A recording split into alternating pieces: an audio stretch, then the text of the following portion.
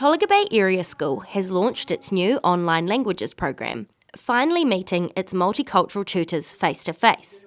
Since the start of the year, Years 9 and 10 students have been learning Chinese, Japanese, Spanish, German or French via an online correspondence program, Te Aopuangiangi.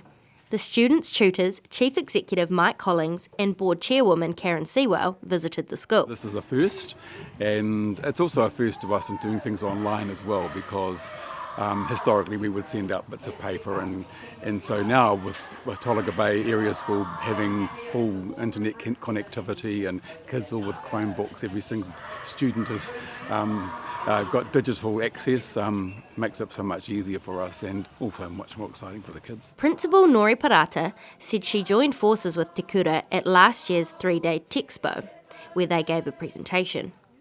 If the pilot program is successful, the students will start taking their languages at NCEA level via the online teaching environment. One student who hopes to do just that is Costa Blackman. Costa stood and delivered his pipiha in Spanish as part of welcoming the correspondence teachers and representatives into the school.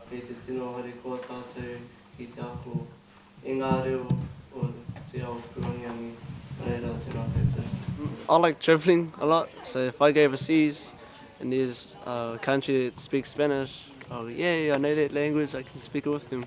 Spanish teacher from northern Argentina, Laura Holcroft, said meeting the students she has been teaching this year was a wonderful experience. Well, it's great to put faces to their names, I've got to look at this student list every day, and it's just beautiful to know that, for example, Costa is here. Hariata Ngamoki has also been learning Spanish via the school. She recited her pipiha alongside Costa. I like it because it kind of sounds like Maori, and it's tongue twisting. The school has high-speed internet. Some homes also have high-speed connections thanks to the help of the 2020 Trust Computer and Homes program.